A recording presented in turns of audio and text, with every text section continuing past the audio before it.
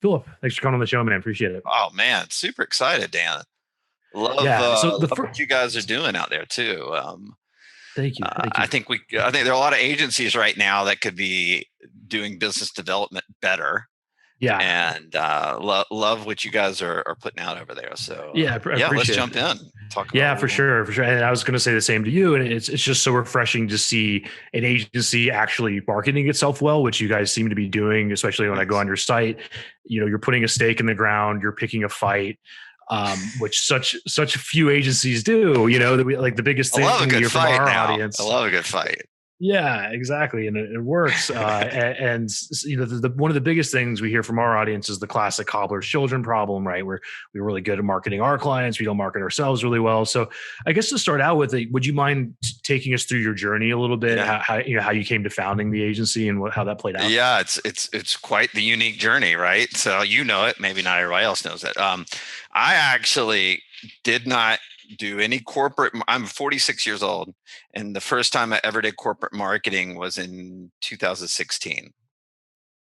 So we're talking for a little over 4 years ago, and the reason being is because I worked in politics and still do for over 24 years.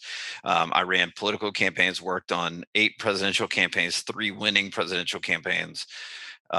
Worked and ran winning U.S. Senate races, governor's races, House races.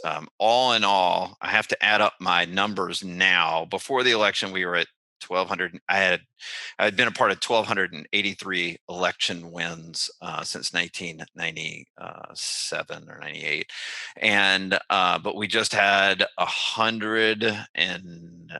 Oh God, I think something like 173 new wins in the 2020 election cycle. So I'm not good at math, but I'm going to add those in soon. So it's over 1,300 now. So maybe it's over 1,400. The bottom line is that I've run marketing campaigns for politicians for 24 years. And back in about 2015, I'd always been a political consultant, but I decided I wanted to start an ad agency, a marketing ad agency in politics. We started that in 2015. We've now built that to an annual 8-figure revenue business. And in 2016, a friend of mine, fascinated by politics, came to me and said, "Hey, I own this, multi-million-dollar land development deal in Hawaii. We're trying to build homes and sell them to the community. I went out and spent this is what he told me. I went out and spent $50,000 on a Wall Street Journal weekend edition ad, advertising this new housing development we were building, and we got one call from it." And I thought, "Well, why'd you do that?" And he said, "Because the weekend edition of the Wall Street Journal has a travel section, and people have, their classified ads." And I'm like, "Right, but that's targeting people in New York as well as out west, and like people in New York aren't going to be buying a development into a housing development in Hawaii." And he's like, "Yeah, no." And I'm sure if you're a marketer out there, you probably know like the amount of inefficiency in targeting is so crazy by business owners that are just kind of throwing things against the wall. And so I said, he goes, "Well, I'm frustrated. So I was thinking maybe you could apply some of the lessons you learned in politics and help us get leads in the door. Good leads, not bad leads, good lead." The one lead he had was a bad lead. So I said, "Sure." And so we started treating it like a political campaign. We realized that according to what the data said that we were looking at, that the vast majority of people buying into developments in Hawaii were either from California, Arizona, or within the state of Hawaii, typically military families around a military, because there was a military base nearby. So we just said, okay. So he gave us like $7,500 and said, "Just go spend it and see what you can do." So we targeted those people, and then we ended up getting something like over 720 leads or something for him on it. And I went, "Ooh, that's interesting. We're really good at this. I wonder what else we could do." And then we got introduced to some Fortune 200 companies. We started applying it to them. We started building it, and I'm like, God, we started doing really well. And so then I wrote a book The book is called Fire Them Now, The 7 Lies Digital Marketers Sell and the Truth About Political Strategies That Help Businesses Win. And it became a bestseller, sold a ton of books. And we said, well, now that we have this book, we should probably start a separate corporate marketing agency. Away from our political agency, because everybody's crazy. No, business owners don't want to go to a marketing website and it's a bunch of politicians on there, right? So we were like, all right, we're just going to create a completely separate business. We've done that. We've now built that into a mid-7-figure business in 2 years. And ultimately what we've found, Dan, that I figured is completely different is we figured out a secret formula that elects politicians. There's a 5-step process that every marketer, whether on their Democratic side or the Republican side, they all follow this 5-step process, this 5-step formula to elect the politician they're working for. Every marketer does it. It's a mano a mano, battle to the death, winner take all, and it creates more innovation than I've ever seen. And when I applied this same 5-step formula to corporate marketing, I realized nobody in the corporate marketing space was doing it. And I realized I had a niche in the marketplace. And we started applying it to all of our corporate clients, from small businesses to up to Fortune 500 companies. And every single one of them saw an increase in their ROI and bottom line growth after 6 months. Everyone. And we went, oh my God, we've got something here. And so now that's what we do, is we market this 5-step, we call it the undefeated marketing system. I'm trademarking it right now. And my next book, which will come out in 2021, is called The Undefeated Marketing System, How to Grow Your Business, Build Your Brand, using the secret formula that elects presidents. Yeah, that's it. And I can walk through that with you. It's a secret formula, but I talk about it. So I'm happy to walk through it with you and kind of do everything like that. I'd like you to, and there's so much I want to dig into there.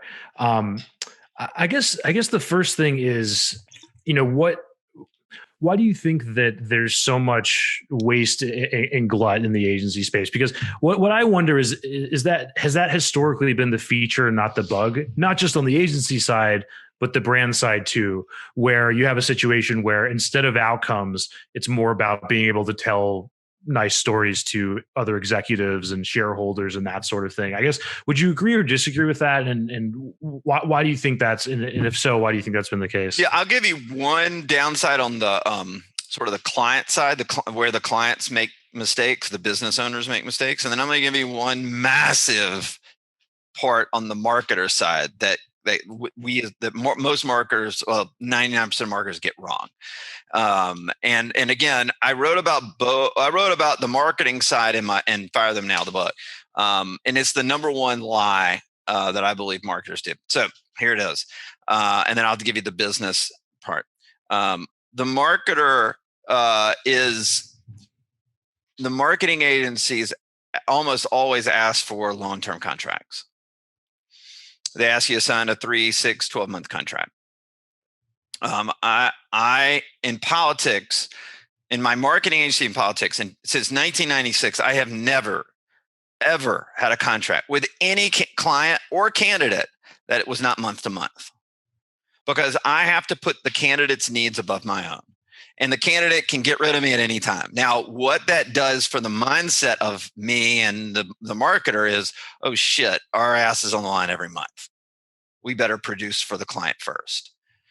And in politics, I'll give you an example of what that means. If a guy out in Utah wants to run for the U.S. Senate and he hires me to be his political ad agency marketing team, if he hires me 9 months before election day and we make a bunch of money on him and then we lose an election day, client's done. I got no more money. But if I put my own sort of bottom line and wallet secondarily and go say, to that candidate, all right, we're going to do whatever it takes to get you elected. He's in office for 6 years. I'm going to be making money for 6 more years. If he gets reelected, it's 12 more years. Yeah. So what is the mindset of the marketer? Are you building something for the long term, or are you going for the short term play? And I think so many marketers get this wrong. It just drives me nuts. So every contract, political or corporate, I've ever signed is month to month. During a pandemic, That was a scary proposition because a lot of companies were like, I need to scale back on my marketing. Oh, good. Win Big Media, which is our marketing agency. Win Big Media is month to month, right? So our ads online, but you better believe that everybody that works in my agency is like, oh, everything we got to do is for the client. Everything we got to do is for the client because our ass is online every month. Like they are obsessed with client outcomes, not, hey, how do we upsell something that we shouldn't? Like they don't think like that because that's short-term thinking. So I'm obsessed with the sort of long-term thinking mentality, and I think it starts with the way the contract structure. Right. And what I love about that is coming from a political background, you have falsifiable outcomes and you're living by the sword, dying by the sword. You have skin in the game. You could get axed, but then there's also huge upside when you achieve the specific thing. So I guess my question is, moving into corporate, how do you deal with fuzzy outcomes, right? Where you know what the outcome should be, you know what actually matters, whether it's bottom line or whatever the client, whatever should matter in terms of an actual business outcome. But how do you deal with clients that have the wrong expectation? That right. So that was the other side of this, right? Where do the clients get it wrong? I'll boil it down to this. If you're an agency out there, you have two types of clients. You have interested and you have committed. Every company that we work with is interested. Everyone, oh my gosh, Phillip Stutts has this 5-step marketing system that's guaranteed to grow your bottom line. I am super interested in that. And then about half of them realize that I don't have a get-rich-quick pill, but I have a get-rich-the-right-way pill. And they go, ooh, about 3 months in, you know what? Just throw some Facebook ads up for me. This is hard work. I hate marketing. Like business owners, they mostly all hate marketing, right? And so they're like, oh man, this doesn't work for me anymore. I'd really like it to be easy. I don't have that. The committed marketer or the committed business owner, is something completely different. So we work for a national pest control company, right? Those mother truckers, you better be spending money every month on your SEO and your content or you're out of business. Every month, you're out of business. They get it. They don't even question it. And they're like, hey, can we try some? Can we be innovative? Can we try some crazy ideas? What does the data say? How should we do this? What do our customers want? They'll go all out on everything, which from a marketing standpoint is so fun. Like, okay, bug company, not the most sexy client in the world. Nothing I'm going to go sit at a conference and sit there and brag about these sexy bug clients. But I'm going to tell you, they're sexy from my perspective because they will do whatever it takes to make sure that they succeed in their marketing. They're not afraid to take chances. They're totally committed. Car dealerships, totally committed people, right? So I think my frustration and what we've had to learn in our corporate marketing agency over the last 3 years is, we got to find more committed business owners to work with, not interested. And we have to filter those people out early rather than get them in, work with them for 3 months, and then waste all our time because they're going to walk away because they're not interested anymore. So how do you do that? How do you filter people?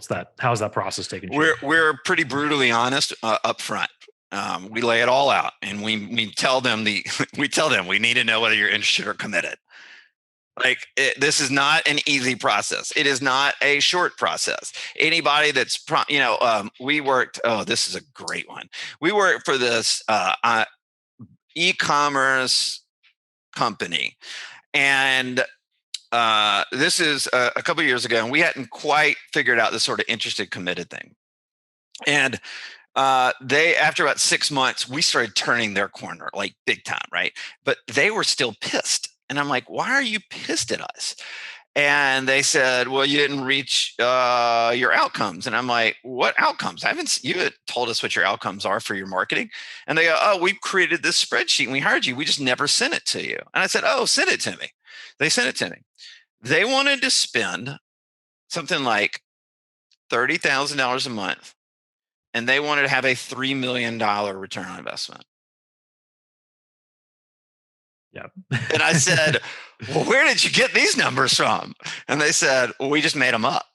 And I go, this this is preposterous. This is insane. Like, this doesn't work this way. Like, are you crazy?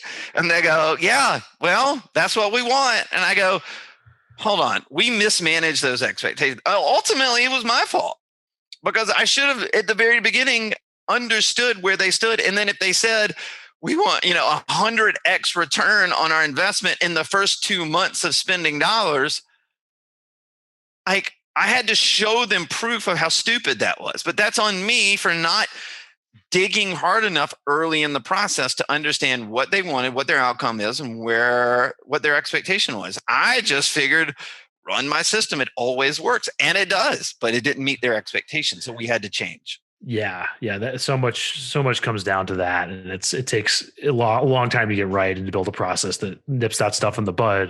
But with that, let's get into the system, man. I'd love to hear what it is. So let me explain to you how it works in politics, and then I'll sort of correlate it to the corporate stuff. So in politics, if a politician comes to me and she says, "Hey, I'm going to run for Congress in the 5th district of New York," and that's awesome, cool. And I'll say to her, what do you want to run on? What do you believe in?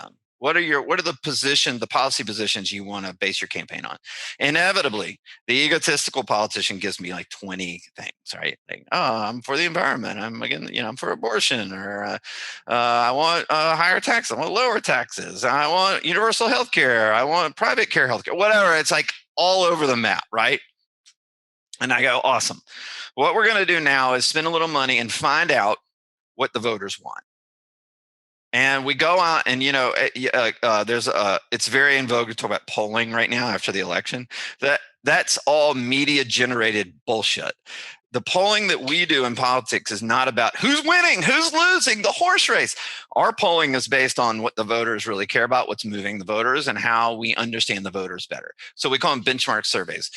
It's 1,000 times more complicated than I'm about to explain because we overlay that with consumer data and a lot of other processes. But for the sake of our interview, what we do is we go out and we poll that district, and we find out ultimately they're only, that voter may care about 10 things that the candidate cares about, but 2 of those ideas, let's say it's taxes and the environment, 2 of those ideas blow through the roof. Like the voter is like, I'm a Democrat, but if you're a Republican, I'll switch parties based on those 2 issues. I'm an independent, but I'll swing over to your party based on those 2 issues. We find the 2 issues that the candidate already said they believed in of the 20, right? But the voter is so motivated by that we're going to find those 2 issues. That's all we're going to run on the campaign. We're going to find out an alignment between what the candidate wants and what the voter wants. But it's really going to be based, I love the candidates that we work with, but I'm obsessed with the voter. So if I know that the voter cares about these 2 issues more than anything else, I'm not talking about anything else for the rest of the campaign. So that's step 1. Step 2 is, now that we know those issues, right, we're going to go build out a strategic marketing ad plan, right? We got to build a marketing plan for the candidate now that we know what the consumers want we know what the voters want and what the candidate wants. So that's number 2.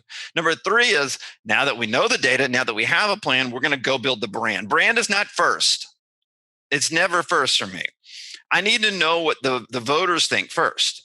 I need to have a plan in place first. And before I go spend ad dollars, I'm going to make sure that, let's just take the website as part of the brand. I'm going to make sure that website speaks to that voter when they come to that website. When we spend money, if we, I think CompuWare has a statistic out right now that says 88% of all consumers, if they have one bad experience on your website, will never come back.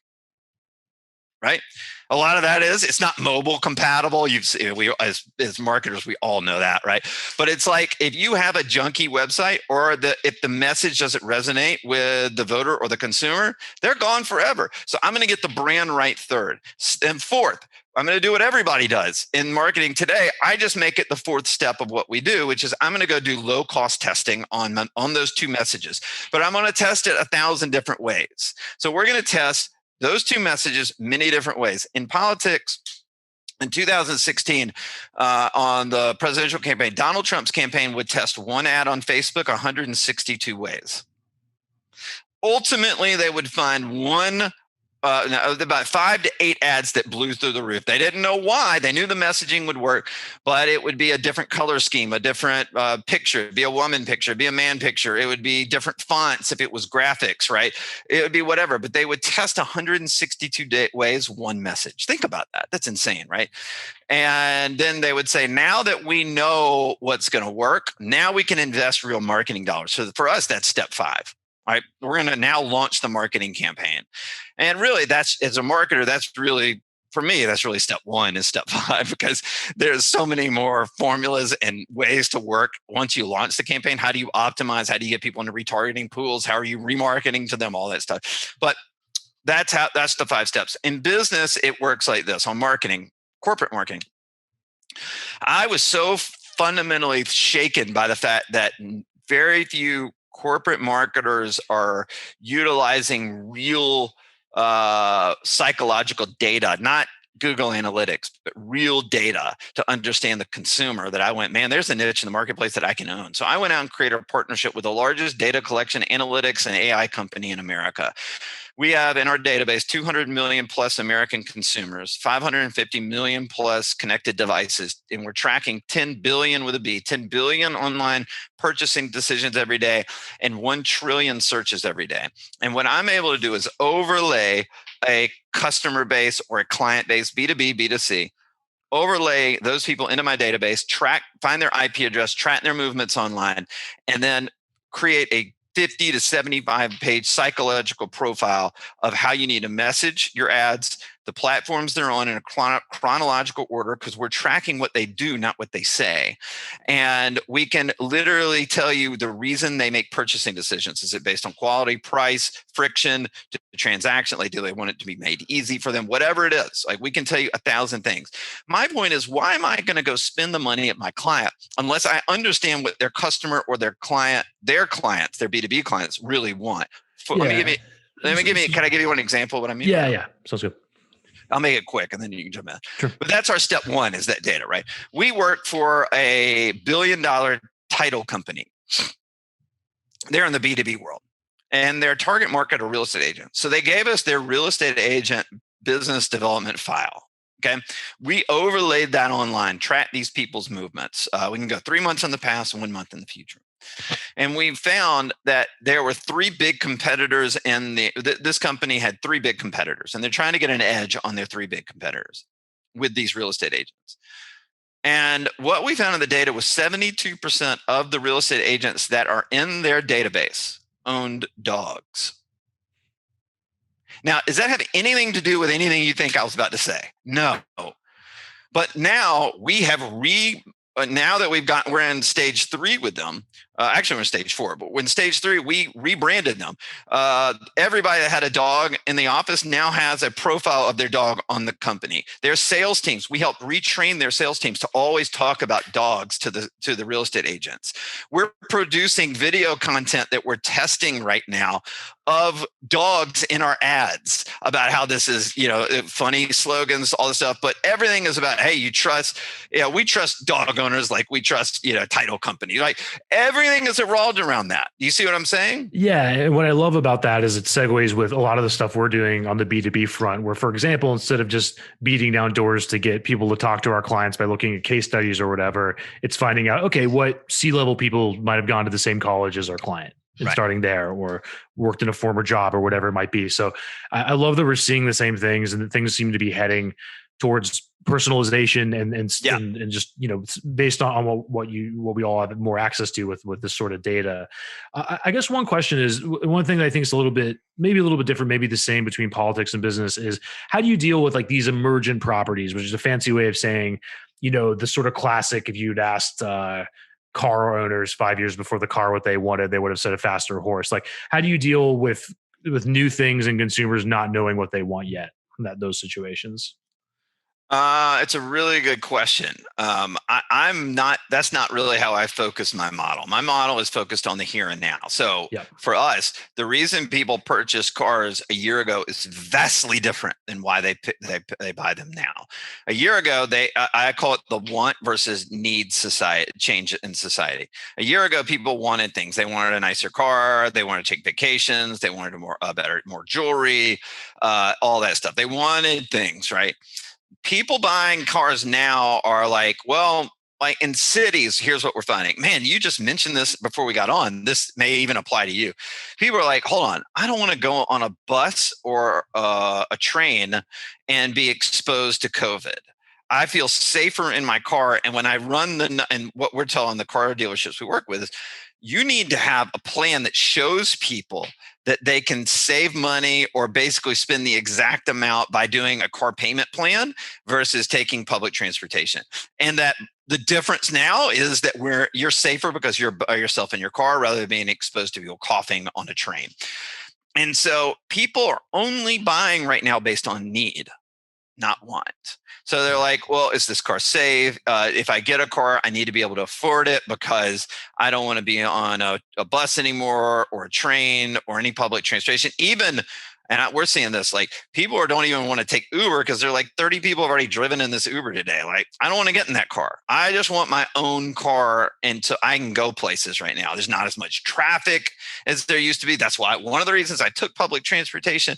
So by the way, I've seen this because I'm tracking car data almost every single day. And then we are able to project out, to answer your question, we can say, well, this is what it's going to look like for the next 3 to 6 months. Yeah. Can things change? Absolutely. But we're tracking that. So if it changes, I can change in real time. That makes sense. And I know you guys have done a tremendous amount of research about the changes related to COVID and so on. And I guess, to ask one question, like what, if anything, has surprised you about that data? What jumps out at you? Yeah, I mean, it's the need versus want. That's massive. So if you're not positioning your brand or your company as a need in the consumer's head, you're going to be in deep shit if you aren't already. Restaurants, right? Commercial real estate, brick and mortar stores. I mean, like we work for an organic product company. So they make like organic soaps and deodorants and things like that. These are expensive items. And a want versus need economy, right? People with a lot of money that don't feel like they care about watching their budgets are like, organic this, organic that. And all of a sudden a pandemic hits and they start looking at their budgets, their family budgets, and they're like, do I need to spend on organic soap or organic sort of organic deodorant or toothpaste, right? It's going to be twice as much. Is that really necessary, right? That's the question that's going on in the consumer's head. I know this, I've seen it, and I can, we can kind of walk through what that is. So my point is we had to figure out a way to market this company. And this is a committed business owner. I'm so grateful because we came to him in March of 2020 and said, you got to shift. The data is showing this huge switch and you have an opportunity to get market share if you market yourself well. So what we ended up doing, and this is a huge change we've seen, the world has been flat for 20 years, basically. You can market one message based on demographics. Other than that, geographics really doesn't come into play. As long as the demographic matches, you're pretty good. We are seeing massive change in that regard. Geographics are playing a huge opportunity and change right now. And what I mean by that is we were running messages of, hey, we knew the messages of safety, and helping others were really going to play, right, in the COVID moment. So we changed their messaging, which they typically do as, sort of spring, summer messaging. We changed it all to COVID is out. You do not need to be putting soaps, deodorants, toothpaste into your body that have toxins, that have pesticides in them. You need to keep a strong immunity for you and your family. And you need to buy organic. And we targeted those ads only in hotspot COVID places in the spring and in the summer. And that company, I think we ended up, if compared to like their regular ads, we ended up having something like a 3.7x return on the ad compared to the successful ads we were already running pre-COVID. And that's because the data told us this. We transitioned them quickly and we regenerated all of them, figured out that people were going to be apt to buy organic products in places they felt the most need. Hear my word, need, not want, need.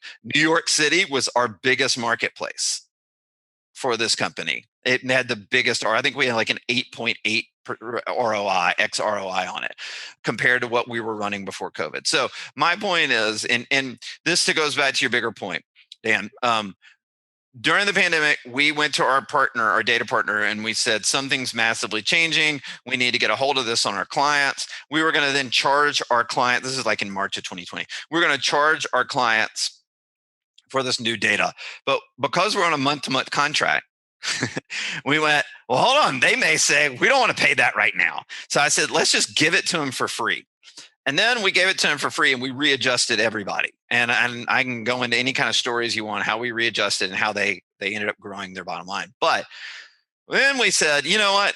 This is one of those weird moments where everybody needs to know this. Every business owner, every marketer, let's just give this data out for free. So we decided to give it out for free. We have invested $25,000 into each data survey we've taken. So right now we're almost at surveying over 40,000 consumers and then modeling it to the database I told you about earlier, 200 million Americans, 550 million connected devices, 10 billion purchasing decisions, 1 trillion daily searches. And we were able to put together these massive data reports. And then I've just put them up on my website for free that you can download for free. We've now done 9 studies looking at every month, because we're not in the new world. We're in just a new economy that is changing every month. And unless you adjust properly, you're going to find yourself going behind. We also did 2 studies on Black Lives Matter and how the riots and the protests of the summer, how business should address that. It's shocking, some shocking findings in that. But we put those. Can you get into that a little bit? Shocking. Yeah. So, but I'll tell you this: we put them all up on our website. They're all free, and you can go to winbigmedia.com, click on the COVID-19 research tab, and you can find them all there. And almost all of them have sort of my crib notes. I write articles on each one of these data reports, basically on how I interpret the data and the top things that I see that marketers or business owners should know. So you can go there and find it. Yeah. On the Black Lives Matter study, we found that in the height of all the riots in June and July, 87 to 92% of all consumers wanted businesses to stop talking about it. Not what you thought. Mm-hmm. What they said was that, and here's why. If the consumer said, if you're Nike or Patagonia, have at it. That's your brand. You've been talking about these things for years. Nike put Colin Kaepernick out in the middle of everything 3 years ago before it was, cool and the zeitgeist had accepted it. That's their brand. It's authentic to them. But if you're a business and you've never talked about these issues before, and all of a sudden you're putting out press releases and doing events about how you care about the Black community and you're going to give donations to the Black community or to end police violence, all that stuff, the consumer's like, we see through you. Stop doing that. That's inauthentic. We'd rather not have anything to do with your brand if that's what you're going to be like. And that was fascinating to me. Ultimately, consumers just want authenticity, not garbage bullshit. And that's what they saw in this. Yeah, and people aren't dumb, and that doesn't surprise me, I guess, in hindsight, but at the time it does. And it kind of tied to that, but back to something you talked about earlier on, back to the anecdote about the Hawaiian real estate company and, these areas of massive glut where dollars are being wasted. I love to hear what makes your blood boil there? What is the modern example of that New York Times ad? That everybody, almost every business owner that hires us as a company has fired 2 other marketing agencies, at least in the past, sometimes 3, sometimes 4. And I always ask why. And they're like, well, they told us to spend $100,000 on Facebook. We didn't see anything for it. And everything to me is tactical based. I'm like, well, why did they tell you to spend the money on Facebook? And they go, Well, because people are going to Facebook. I don't know. Like, they have no idea. And my frustration is that everybody's throwing things against the wall, right? Because they picked their niche marketing agency, or they figured out that has the best, net profit margin or gross profit margin or whatever. I don't work like that. I just like, what does the consumer want based on what the data tells us? And then we're going to devise a marketing plan, which is our step 2. We never got to, but there's our step 2. We're going to devise a massive marketing plan that has your outcomes as the business owner, followed by a strategic a strategy to meet those outcomes. And then all the tactics will fill in the strategy. But unless you have a plan in place, unless it is that it is based only on what the consumer wants and meeting where the business owner's ultimate outcome is for the company, everything else to me is noise. And so I just don't buy into it, right? And that's really my biggest frustration I've seen in the marketplace. And then I'll give you one other one. You said this earlier. I don't mind picking a fight. I'm going to give, if you're a marketer out there listening right now, I'm going to give you a piece of advice that will change the game, but it's going to be hard to implement because the business owners that you work with are scared to death to do it. The most effective ads we see right now, no doubt, we have case studies on this for the innovative business owners we work with, is running a comparison ad against your competitor. Because I'm trying to think. I think Google put the stat out. I could be wrong, but I know the stat's real. We are seeing between 6,000 and 10,000 ads per day as a consumer. 6,000 to 10,000 ads per day, traditional and digital, right? What are you doing as a marketer to break through that clutter?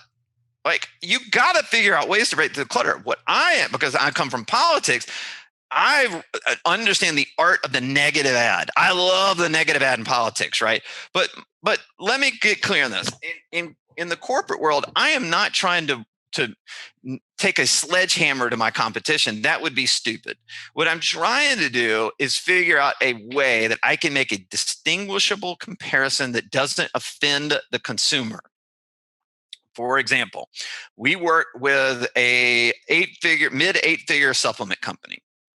They came to us, and this innovative business owner, and I was like, I want to do a comparative ad. He's like, sure. When we looked at the data, we overlaid their hundreds of thousands of customers, and we found out that I think 65% of their customer base hated soda. How in the world would you know that if you didn't look at the data first, right? They hated soda. And so I said to this guy, I'm like, well, you got your, now let's go pick a fight. Like, the 45% that don't hate soda, are they going to be offended if we run an anti-soda ad and promote the supplement company? No one's offended by that, right? And so we ran that ad, and we have this case study on our website. That ad, compared to we tested 10 total ads in that step 4 of our process. That ad was number 1. The number 2 performing ad was a vegan vegetarian ad. We actually found out it was like 73% of our data, 73% of their customer base was vegan and vegetarian. So that was the vegan vegetarian was number 2. If I'm just comparing the number 2 and the number 1 ad, our number 1 comparison ad, it was an anti-soda ad. It had a 2x click-through rate compared to the number 2 ad, and had 20% higher conversion rate. We worked for an apparel company, national apparel company, big apparel company. They were frustrated by Nike, Under Armour, Adidas selling apparel clothing, right? Sweats and tees at a cut rate cheap price. These people had really high end tees and sweats. And so we saw in the data, like, oh yeah, your customers want high quality. They don't want low quality. So we created an ad that said, why buy your clothes from a shoe company? And then the tagline was, just don't do it. Get it? Just don't do it. Like, anti-Nike. We didn't say Nike sucks. We didn't say Under Armour sucks. We lumped them all together and said they're cheap.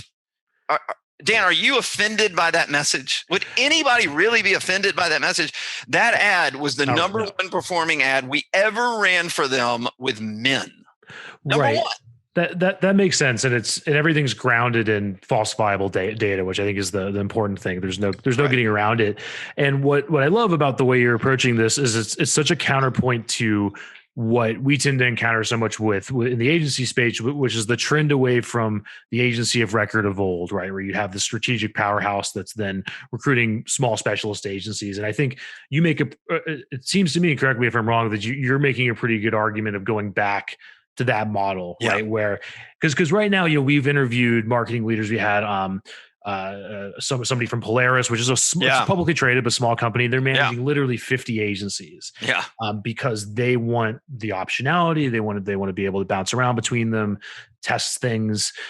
So that's been the beat that's getting drummed for a long time now, is the turn away from the ARR model. So I guess I just love to hear your thoughts on that, and what do you think is most effective for brands these days? So when I started, they said, what's your niche in the corporate marketing world, like 3 years ago? And I'm like, niche? What do you mean? Because like in politics, we're a one-stop shop agency. We do digital, we do traditional, we do mail, we do TV, we do radio, we shoot the ads, we produce the ads, we do the buying on, on platforms, we do everything. And I'm like, what do you mean? They're like, oh no, in the corporate marketing world, you have to be very niche. That's the only way you can make it. And I went, well, I don't know. I'm not niche. Like I'm a strategist. I look at data and I make strategy decisions. So I'm just going to go that way. And I literally got told by every marketer that I was going to fail. And trust me, the first year, I almost did fail. Like people didn't necessarily buy into that model, right? But we turned a corner. And now what we find is, I can't tell you, every business owner comes to me and says, I hired a specialist Facebook company. I hired a specialist Shopify company. I hired, everybody's specialist. And they can't, everything's tactical. And so they're like, look, we just need a one-stop shop. We just want to deal with one company that helps. And then, by the way, the Polaris, all these companies, like they're taking these big, we work with some Fortune 200 companies, but really our niche is that less than, probably $25 to $100 million company. And they just want a one-stop shop. Just have a person that's sort of our beacon of light and understands what our customers want, the data, understands what we're ultimately shooting for and an outcome with a solid strategy that we all work off of, and then go build it out for me. If you want a sub specialist, we just trust you more than we trust having 10 different specialists all doing their own thing. Nothing's feeding into a coherent strategy. And so ultimately, love that I'm a generalist. I'm not going to be a specialist. I'm now 1,000 times more committed to it. And that's how we're building it. So like if you're a marketing agency that's a specialist out there and you say, hey, we do X, great, and you could utilize us, I'm all open. Like, get in touch with me. You can be on our bench. And then when we're building out our clients and we need them as a specialist in your area, we're the ones that'll give you a call and say, let's build this together. Here's what they ultimately are trying to achieve. Here's how all the puzzle pieces fit in. Here's your role. How are you going to help us? Yeah, and I disagree a little bit, because I think you actually are a specialist in some ways. I think I think that there's precious few people that can actually deal with data and understand it the right way. And there's a lot of people that say they can and really can't, so I think that sounds like the starting place for everything. It is the starting place for everything. And here's how crazy it is for me, how crazy I am about it. We charge $5,450 for a company to overlay their data online and get this report. It's a 75-page report. It's the most insane. It blows everybody. I oversell and then I overdeliver on it because it blows everybody's minds away on. I mean, it's crazy to know what you don't know about your own customer, right? And we were doing this for Fortune 200 companies where we were charging six figures. I went out, paid $500,000 for the licensing agreement to be able to charge whatever I want. So I charge literally 1% of what these Fortune 200 companies are paying for it. So I can give it the opportunity to small businesses. That's not my point. I'm not trying to sell this. My point is that we have had so many companies, Dan, come to us and go, we have Google Analytics. We don't want to use your data, but we want you to help us on this, this, and this. And I say, no. You will not, no one's allowed to work with me unless they undergo this data, because look, but if they don't do it 3 months down the line, they're the interested business owner. Ultimately, they're not committed to doing things the right way. And my job is to eliminate the risk of the business owner first and then produce results second. And so for me, these 5 steps do everything it can to eliminate all the risk. And if the business owner is less committed than I am to their own risk, then it's not a good fit for me. And I'm steadfast in those. I won't budge on it. Here's the other thing. I'm working for Fortune 200 companies right now. We have a roster of 15, 20 different clients at any point in time. I've never filled out an RFP. Yeah, it makes sense. It sounds like I don't think anyone wants to, and it seems like I don't even know. People say, "What's your RFP process?" I go, "I don't have one. Right. I've never had an RFP. I've never filled one out. I don't know what that is." Yeah, makes sense. And kind of getting towards the end of the time to bring this to the election. We've to timestamp this. It's November 12th now, so this probably could be out in a few weeks. But regardless of where our audience is politically, one thing that I think is pretty definitive is that most of the mainstream polls got this really, really wrong. Yeah. So I just love to hear, what in your experience happened there. How did that play out? I have a subscriber list that I put all this stuff out on, whether it's consumer data or the intersection between, it's not, let me be very clear. It's not partisan, but it's the intersection between political marketing, corporate marketing, how to look through data, how the data looks. I have a subscriber list. You can go to phillipstutts.com and subscribe. I'm putting out a new report in a couple of days based on sort of my analysis of what happened in the election. The public polls have been wrong for 4 years in a row. Why? A couple things that we've changed. People don't have landlines anymore to answer polls. People would rather answer polls on a text message rather than a cell phone. People would rather answer a polling question online than they would in a text sometimes. There are many different ways, and the national media